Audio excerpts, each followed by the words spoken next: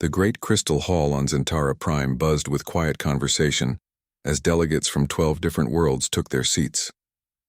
Ambassador Vextar adjusted his silver robes and activated the holographic display at the center of the room. A small blue planet appeared, slowly rotating in the artificial light. "Council members, we gather today to discuss a newly discovered world in the Outer Rim," Vextar announced. His voice echoed through the chamber. "The planet designation is Sol 3. The native species calls their world Earth." The other ambassadors barely looked up from their data tablets. New worlds were discovered every few months. Most were either empty or filled with primitive creatures barely worth their attention. "What makes this one special?" asked Delegate Morthak from the hegemony, his forearms crossed impatiently. "The species has achieved basic spaceflight," Vextar replied. "They call themselves humans. Our scouts have been watching them for several cycles." A collective sigh filled the room. Another barely civilized species taking their first steps into space. The council had seen hundreds of these. Meanwhile, 300,000 light-years away, Commander Jake Sullivan sat in his monitoring station on Luna Base. The small facility orbited Earth's moon, officially listed as a research outpost. Jake watched his screens carefully, noting unusual energy signatures coming from deep space. "Control, this is Luna Base," Jake spoke into his communicator. "I'm picking up structured transmissions on frequencies we've never seen before." On Earth, Dr. Lisa Morgan received the call at her laboratory in New Mexico. As head of the Global Research Institute's Communication Division, she had been expecting something like this for months. Strange signals had been detected across the solar system, but they were always too weak to decode. "Send me everything you have, Jake," Lisa said. "I'll get my best people on it." Within hours, Lisa's team was working on the mysterious signals. The patterns were complex, but human computers were getting faster every year. By dawn, they had broken the basic structure of the alien language. What they found made Lisa's blood run cold. She immediately called General Patricia Wong at the Pentagon. "General, we need an emergency meeting," Lisa said. "You're not going to believe what these aliens are saying about us." Back on Zentara Prime, Vextar continued his presentation to the board council members. "The humans have divided their world into numerous competing territories. They engage in frequent conflicts over resources and territory. Their technology is crude but functional. Are they a threat?" asked the delegate from Zerion, barely looking up from her notes. Vextar laughed, a sound like wind through metal tubes. "Hardly. They still use chemical rockets for space travel. Their weapons are primitive projectiles and simple explosives. Our basic scout ships could defeat their entire military." At the Pentagon, General Wong gathered her best officers in a secure briefing room. Marine Colonel Ryan Davis, Air Force General Robert Clark, and Navy Admiral Kate Morris sat around the polished table as Lisa played the decoded alien transmissions. "They're talking about resource extraction," Lisa explained. "They see Earth as a target for colonization. They plan to use humans as manual labor." "How long do we have?" asked Admiral Morris. "Based on their discussions, they're planning to send an advance fleet within 3 months," Lisa replied. "They expect no real resistance," Colonel Davis leaned forward. "What's their assessment of our military capabilities?" Lisa pulled up another translation. "They think we're harmless. They believe our wars are just tribal conflicts. They have no idea about our true military development." General Wong smiled grimly. "Then we have an advantage they don't know about." For decades, Earth's military had been preparing for this possibility. Secret projects hidden within civilian research programs had developed technologies the public never knew existed. Underground bases disguised as mining operations housed advanced weapon systems. The space program had military components that remained classified even from most government officials. Captain Alex Turner floated in the International Space Station, officially conducting scientific experiments. In reality, he was monitoring alien movements with equipment that didn't officially exist. His sensors tracked 3 alien scout ships as they moved through the outer solar system. "They're being very careful," Alex reported to ground control through an encrypted channel, "staying at the edge of our detection range. They think we can't see them." Down on Earth, cities continued their normal routines. People went to work, children attended school, and life proceeded normally. Only a small group of military and scientific leaders knew that humanity was being watched and evaluated by alien intelligence. In the Crystal Hall, Vextar concluded his presentation. "The human species shows no signs of advanced strategic thinking. They broadcast their military positions openly. They have no concept of information security. Their leaders appear to make decisions based on emotion rather than logic. The hegemony delegate, Morthak, finally showed interest. Their world appears rich in the minerals we need. How many ships would be required for conquest? 200 vessels should be more than sufficient, Vextar replied. Perhaps excessive, but it would ensure quick victory with minimal losses. The council voted quickly. Earth was classified as a low-threat target suitable for resource extraction and labor recruitment. Admiral Kethmore of the Hegemony Fleet would lead the conquest. It was considered such an easy mission that it would be good training for junior officers.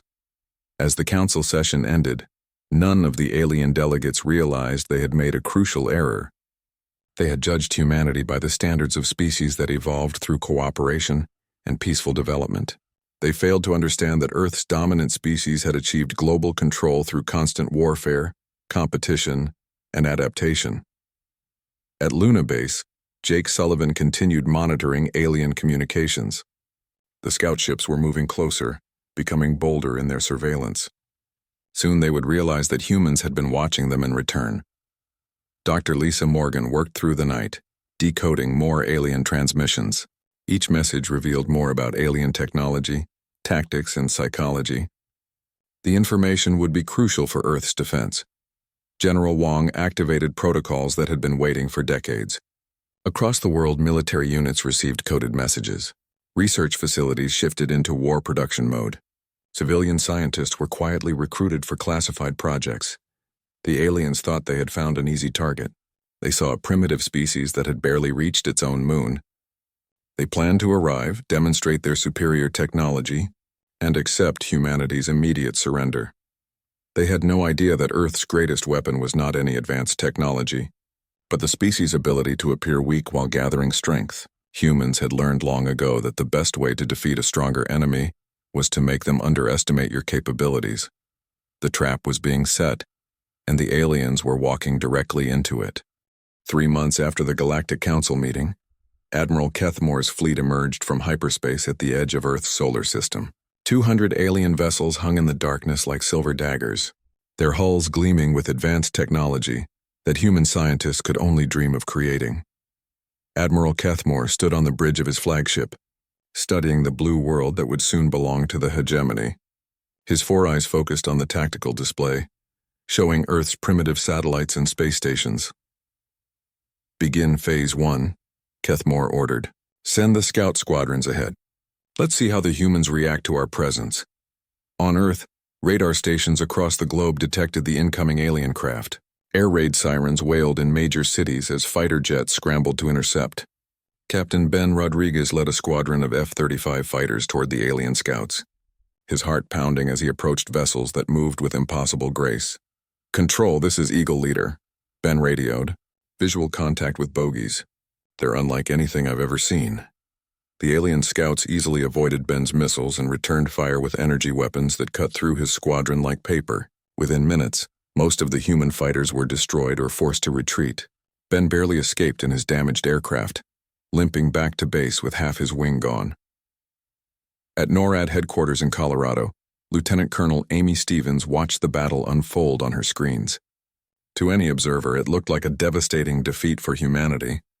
The aliens had demonstrated clear technological superiority, destroying Earth's best fighters with minimal effort. "Sir, should we deploy our reserve squadrons?"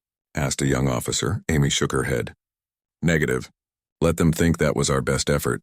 What the aliens didn't know was that every second of the battle had been carefully recorded. Dr. Carl Johnson's team analyzed the alien weapon signatures, shield frequencies, and flight patterns.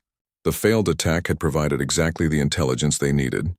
The alien scouts returned to their fleet, reporting easy victory over the primitive human air force. Kethmore was pleased but not surprised. His tactical computer had predicted this outcome with 98% accuracy. "Establish forward base on the 4th planet," Kethmore commanded. "Begin mining operations immediately." The alien fleet moved toward Mars, where human colonies had been established decades earlier. The small research outposts scattered across the red planet appeared, helpless against the approaching armada. What the aliens saw as helpless research stations were actually Admiral Kate Morris's hidden military installations. Underground tunnels connected hardened bunkers equipped with weapons that officially didn't exist. The civilian researchers were actually Special Forces operators who had been training for this moment for years. As alien ships landed on Mars and began setting up their base, they ignored the small human facilities nearby. The readings showed only basic life support systems and scientific equipment. No weapon signatures, no military communications, no apparent threat. Major Paul Wright led one of these disguised installations. His team watched through hidden sensors as alien troops unloaded equipment and established defensive perimeters. Every movement was recorded, every piece of technology cataloged. "They're not even posting guards around our facilities," Paul reported through encrypted channels. "They consider us completely harmless." On Earth, news broadcasts showed chaos and panic.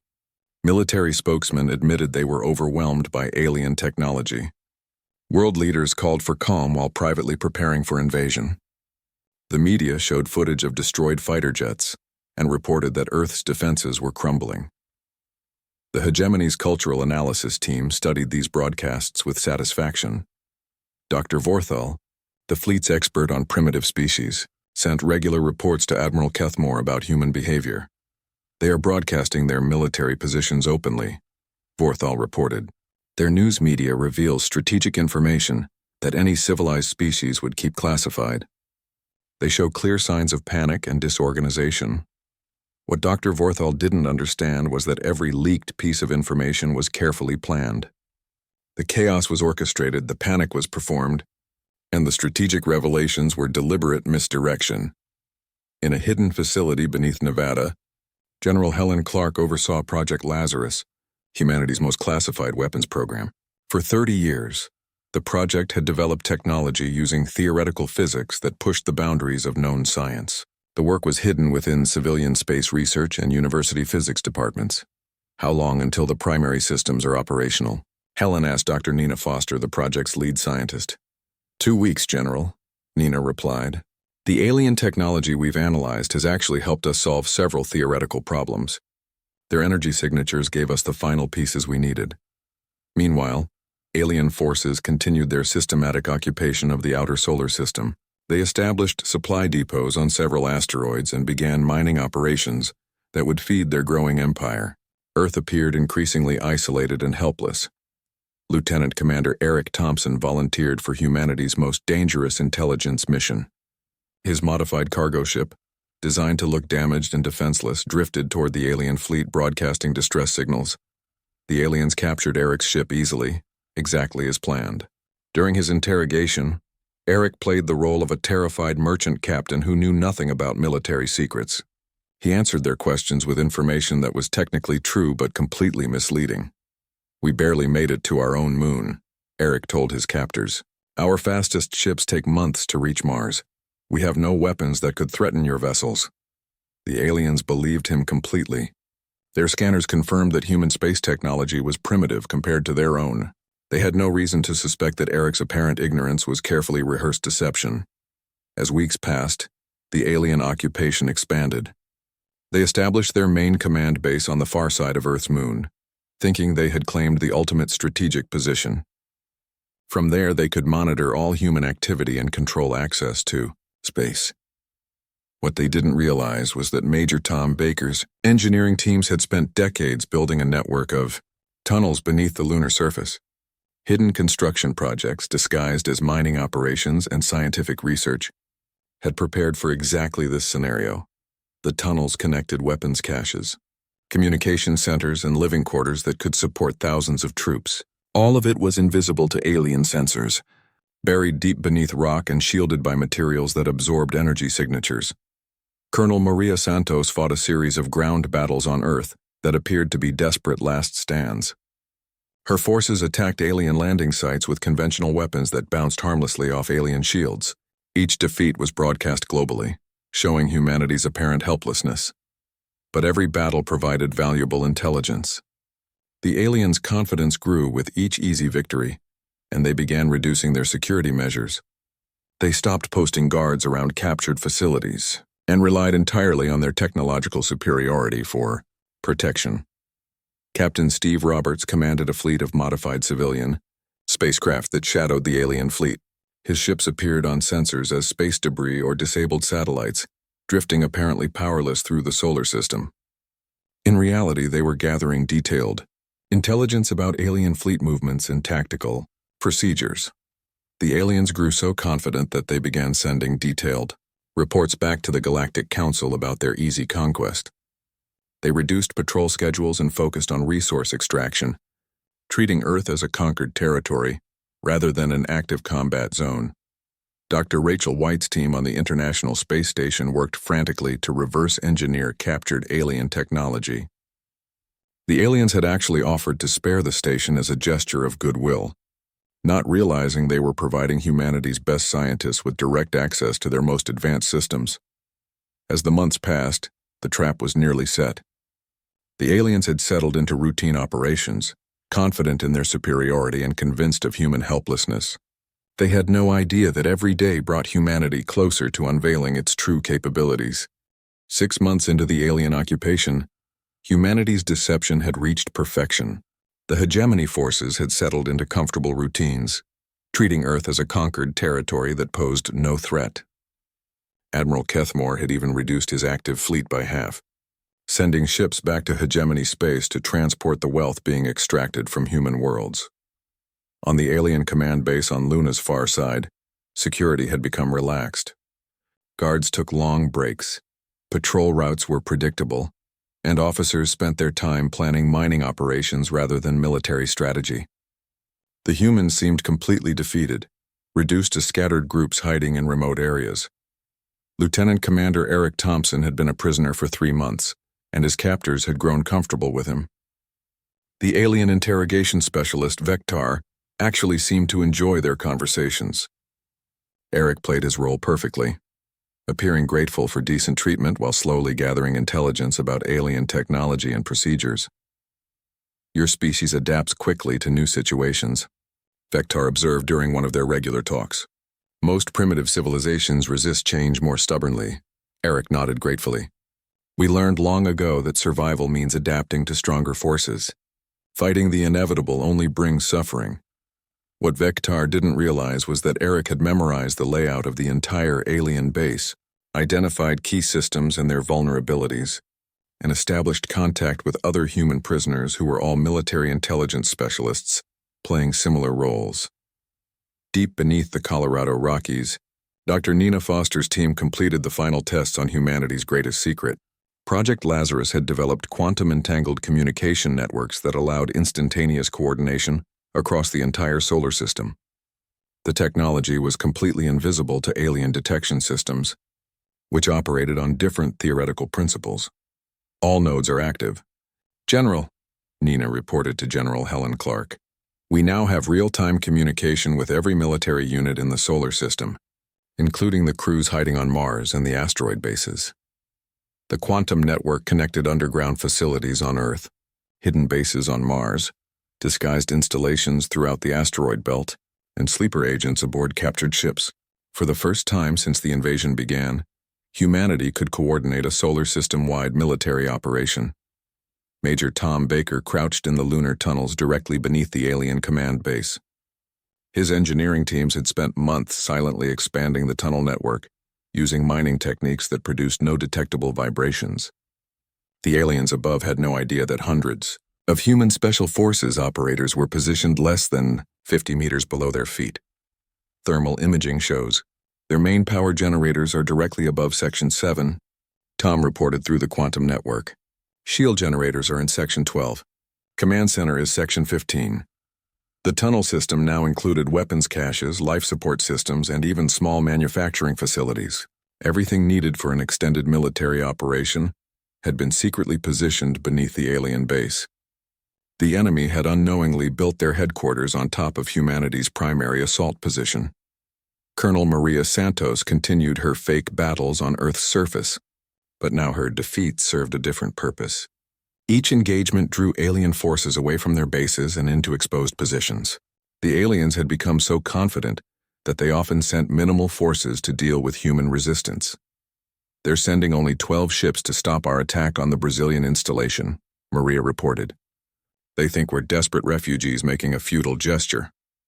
What the aliens didn't know was that Maria's forces had been reinforced with advanced weapons reverse-engineered from captured alien technology.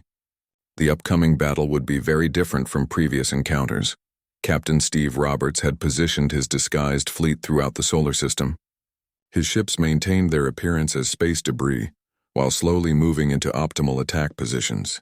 The alien fleet, confident in their superiority, had stopped actively scanning for threats. "All vessels report ready status," Steve transmitted through the quantum network. "Stealth systems are holding. The enemy has no idea we're here." Dr. Rachel White's team on the International Space Station had achieved the impossible. Working with captured alien technology, they had not only reverse-engineered alien shielding and weapon systems, but had actually improved them. Human understanding of physics combined with alien engineering principles had produced hybrid systems that outperformed original alien technology. The new shield generators are operating at 140% of standard alien efficiency, Rachel reported.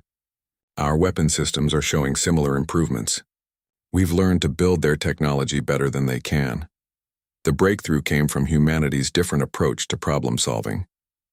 Where alien engineering focused on efficiency and standardization, human engineers emphasized adaptability and performance enhancement. The hybrid systems combined the best of both approaches. At NORAD, Lieutenant Colonel Amy Stevens coordinated the complex deception that had fooled an entire alien fleet. Her teams had spent months feeding the aliens false information about human capabilities, population centers, and military resources. The aliens believed they controlled a primitive world with scattered resistance groups.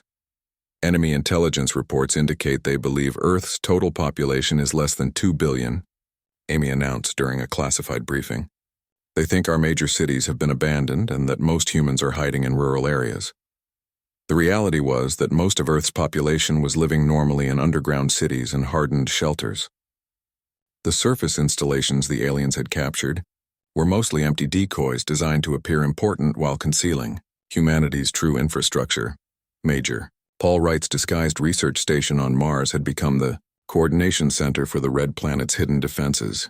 What appeared to be a small scientific outpost was actually the command center for a network of military bases concealed beneath the Martian surface. "All Mars installations report ready," Paul transmitted. "The alien mining operations are completely surrounded by our positions. They have no idea we've been watching. Their every move for months, the Martian bases, included advanced manufacturing, facilities that had been producing weapons and equipment using raw materials taken right from under the aliens' noses. The enemy's own mining operations had unknowingly provided resources for humanity's military buildup." Dr. Carl Johnson's analysis team had completed their study of alien psychology and tactics. The intelligence gathered from months of fake battles and staged defeats had revealed crucial weaknesses in alien strategy and decision-making processes. "They rely too heavily on technological superiority," Carl reported. "They don't adapt well to unexpected situations. Once their initial tactical assessment proves wrong, they have difficulty developing new strategies. This psychological profile would be crucial for the coming battle. Humanity's plan depended on shocking the aliens with capabilities they couldn't anticipate and tactics they had never encountered." As the pieces fell into place, General Patricia Wong prepared to give the signal that would begin humanity's counterattack. Every human military unit across the solar system was in position. Advanced weapons were powered up and ready. The quantum communication network connected forces from Earth to the outer planets. The aliens had no idea that their easy conquest was about to become their worst nightmare. They had underestimated not just human technology but human nature itself. They were about to learn why Earth was the only planet in the galaxy where a single species had achieved total dominance through superior strategic thinking and ruthless efficiency. The trap was set. All that remained was springing it. At exactly 1200 hours Coordinated Universal Time, humanity struck back. The signal went out across the quantum communication network simultaneously to every human military unit in the solar system. After 6 months of appearing defeated and helpless, Earth was about to show its true power. The first indication Admiral Kethmore had of trouble came when his communications officer turned toward him with confusion written across his scaled features. "Admiral, we've lost contact with all our deep space monitoring stations. the officer reported. All communication networks are experiencing interference. What Kethmore didn't know was that Major Kevin Lewis's cyber warfare teams had spent months mapping every alien communication system. Using quantum viruses developed from captured technology, they had simultaneously infected every alien network in the solar system. In seconds, the hegemony forces had been blinded and deafened. On the alien prison ships, Lieutenant Commander Eric Thompson and his fellow captives received the attack signal through microscopic quantum receivers hidden in their dental work. The terrified prisoners immediately began their carefully rehearsed breakout procedures. "Something's wrong with the containment fields," Eric announced to his cellmates, while actually activating a disruption device he had built from components stolen over months of captivity. The alien guards rushed to investigate, expecting to find system malfunctions. Instead, they found highly trained Special Forces operators who had been studying alien technology and tactics for half a year. The guards were overwhelmed before they could sound an alarm. Sergeant Lisa Parker led similar breakouts on 17 different alien vessels. In each case, the helpless human prisoners revealed themselves to be military specialists who had volunteered for dangerous intelligence missions. Their months in captivity had provided detailed knowledge of alien ship layouts and operational procedures. "All prison ships secured," Lisa reported through the quantum network. "Alien crews are contained. We're uploading their navigation data and ship specifications now." At the hidden lunar base, Major Tom Baker gave the signal his teams had been waiting for. Explosive charges detonated simultaneously across the alien installation, opening holes that human assault troops poured through. The aliens found themselves under attack from directly below, in a direction they had never considered defending. "Go, go, go," Tom shouted as his Special Forces teams emerged from tunnels throughout the alien base. The enemy troops scrambled for their weapons, but the humans had studied their response patterns for months and anticipated every move. The aliens' advanced weapons were useless in the confined spaces of their own base. Human close combat training, developed through centuries of warfare, gave them a decisive advantage in the underground fights that followed. Captain Dan Miller's destroyed Earth fleet suddenly appeared throughout the solar system as their stealth systems deactivated. The vessels that had appeared hopelessly primitive 6 months earlier revealed their true capabilities. Advanced hull designs, improved alien weaponry, and shield systems that exceeded original alien specifications turned humanity's defeated fleet into a deadly force. "All units, this is Admiral Julie Thompson," came the voice that had been silent for months. "Operation Lazarus is now active. Show them what humans do when we stop pretending to be harmless." The alien patrol ships found themselves facing opponents that moved with impossible agility and struck with devastating accuracy. Human vessels employed tactics no civilized species had ever developed, using deception, misdirection, and psychological warfare to confuse and demoralize their enemies. On Mars, Major Paul Wright's research station transformed into a military command center as hidden weapon systems emerged from underground installations. The alien mining operations found themselves surrounded by artillery positions that had been concealed for months. "Target their shield generators first," Paul ordered, "then their communication arrays. Make them fight blind and defenseless." The Martian assault revealed the true scope of humanity's deception. What the aliens had seen as a few scattered outposts was actually a network of interconnected military bases with firepower that rivaled their main fleet. Dr. Susan Davis activated the gravitational manipulation systems that had been humanity's most closely guarded secret. Developed through decades of theoretical physics research and hidden within civilian space programs, the technology allowed human ships to create localized gravity wells and manipulate spacetime itself. Alien vessels found themselves trapped in gravitational fields that made their advanced propulsion systems useless. Ships that could travel between stars were suddenly unable to maneuver within their own formations. "Impossible," Admiral Kethmore whispered, as he watched his fleet struggle against forces that shouldn't exist. Humans lacked the theoretical knowledge for gravitational manipulation. Colonel Greg Martin led the assault on Kethmore's flagship, revealing that human infiltration had been far more extensive than anyone realized. The primitive humans had not only reverse-engineered alien technology, they had improved it and integrated it with human innovations the aliens couldn't comprehend. Admiral Kethmore, Greg announced as his team secured the alien bridge. "You are now a prisoner of the Earth Defense Force. Your ship and crew are under human control."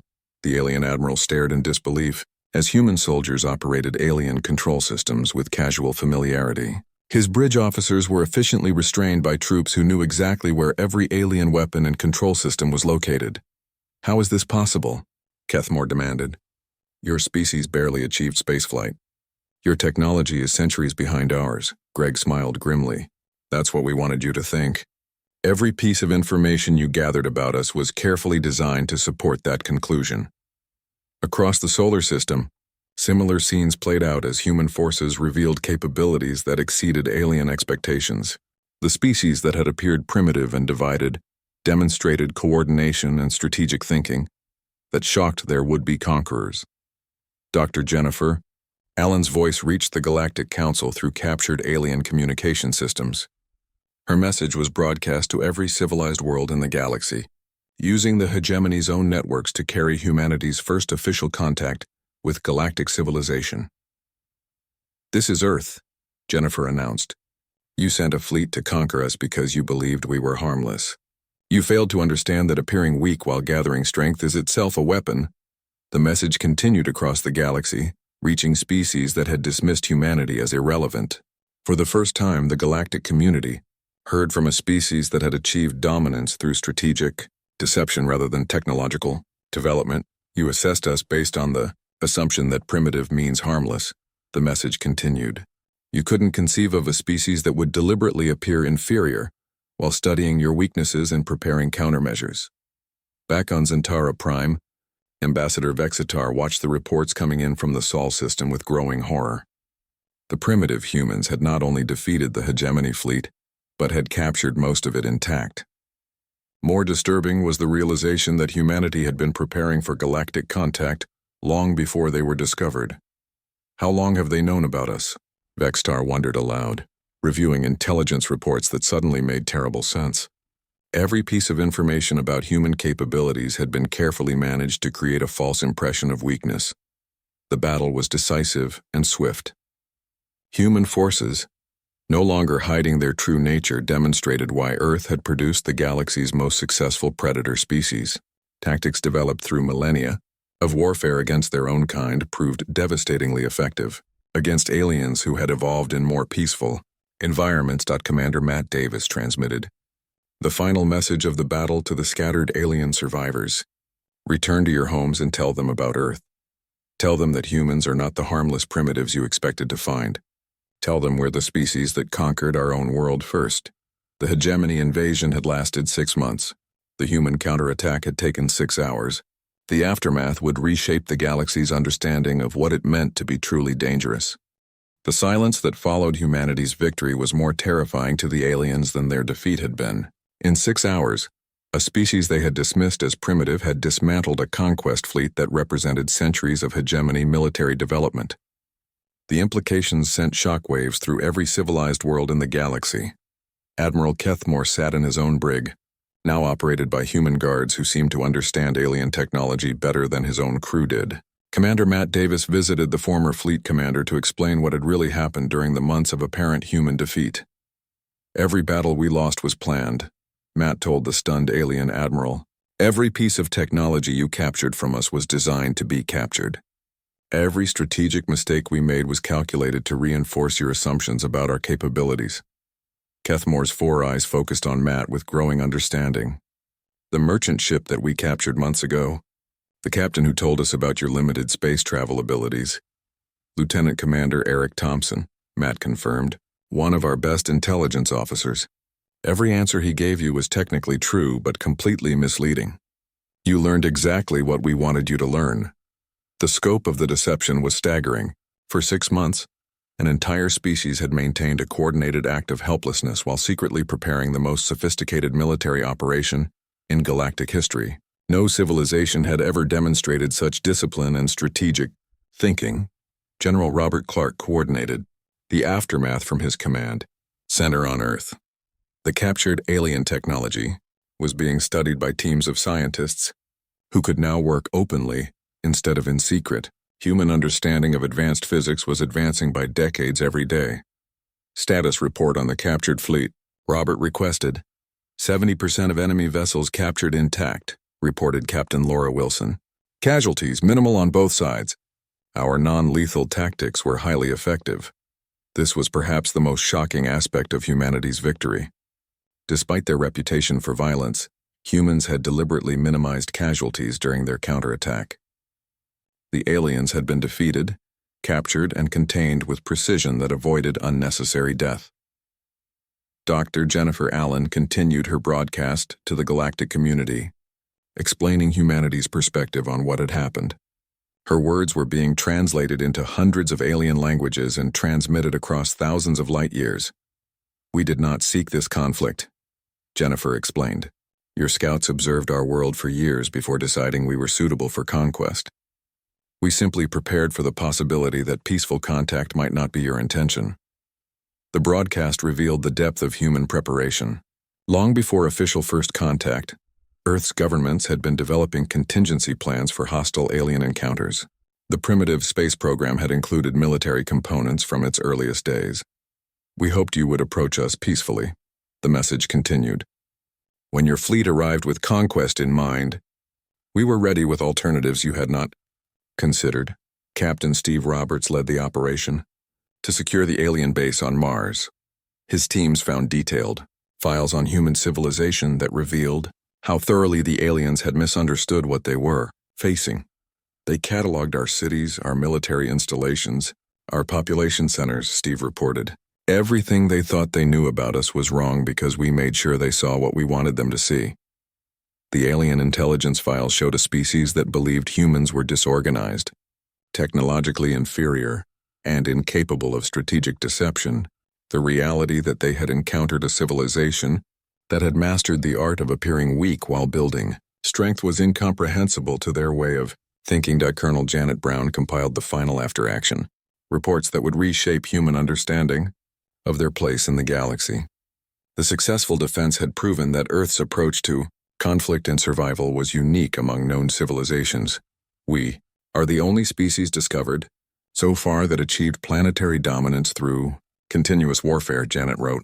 "Other civilizations developed cooperation first and learned conflict later. We learned conflict first and had to develop cooperation to survive our own success." This fundamental difference explained why human tactics had been so effective. The aliens understood competition for resources and territory, but they had never encountered a species that had spent millennia perfecting the art of deception, misdirection, and psychological warfare. On Zentara Prime, the Galactic Council convened an emergency session. Ambassador Vextar stood before the assembled delegates, updating humanity's file in their central database. The changes were dramatic and sobering. Species designation human, planet Earth Sol 3. Previous classification primitive, non-threatening, Vextar announced. New classification apex strategic species. Threat level extreme. Recommendation: immediate diplomatic contact through peaceful channels only. The delegates sat in stunned silence as they absorbed the implications. A species they had dismissed as harmless had demonstrated capabilities that exceeded their most advanced civilizations. The humans had not only won a military victory, but had done so while maintaining moral restraint that impressed even their enemies. Delegate Morthak of the Hegemony spoke slowly. "They defeated our finest fleet while capturing most of it intact. They could have destroyed everything but chose not to. What kind of species develops such advanced warfare capabilities while maintaining ethical constraints?" The answer was becoming clear to the galactic community. Humans were dangerous not because they were violent, but because they had learned to control and direct their capacity for violence with precision and purpose. They were predators who had evolved moral boundaries. Dr. Rachel White's team on the International Space Station received a priority message from Earth's leadership. Humanity's first official diplomatic mission to the galactic community was being prepared, and they would serve as the advance team. "Prepare for departure," the message read. "You'll be visiting Zentara Prime as Earth's first ambassadors. Show them that humans can be as skilled at peace as we are at war." The irony was not lost on anyone involved. The space station that aliens had offered to spare as a gesture of goodwill would now carry humanity's representatives to join galactic civilization as equals rather than subjects major Paul Wright's report from Mars included a crucial discovery. The alien mining operations had been extracting rare elements that were abundant on Earth, but scarce throughout the galaxy. Humanity now controlled resources that could make them wealthy beyond imagination. "We're sitting on the largest deposits of quantum-stable materials ever discovered," Paul reported. "These elements are essential for faster-than-light travel and advanced energy systems. Every civilization in the galaxy needs what we have." The strategic implications were enormous. Earth had gone from being a target for conquest to being a crucial partner for galactic civilization. Human resources, combined with human strategic thinking, would reshape the balance of power among the stars. Commander Matt Davis delivered the final message to the defeated alien fleet before they departed for home. His words would be carried to every corner of galactic civilization, warning them about the true nature of humanity. "Tell your leaders that Earth is ready for peaceful contact with any civilization that approaches us with honest intentions," Matt announced. "But also tell them that we are the species that turned war into an art form before we learned to make peace with ourselves." The message was clear. Humanity offered friendship to those who sought it, and devastating consequences to those who threatened Earth's independence. The galaxy now understood that the blue world on the rim had produced its most formidable inhabitants. As the alien survivors departed the Sol system, they carried with them a new understanding of what it meant to be truly advanced. Technology alone was not enough. Strategic thinking, adaptability, and the wisdom to appear weak while building strength were qualities that made humanity unique among the stars. The species that had seemed harmless had proven to be the galaxy's most dangerous, not because they were violent, but because they were so much more than they appeared to be. Earth had earned its place among the stars not through conquest but by defending itself so effectively that conquest became impossible. The galaxy would never underestimate humanity again.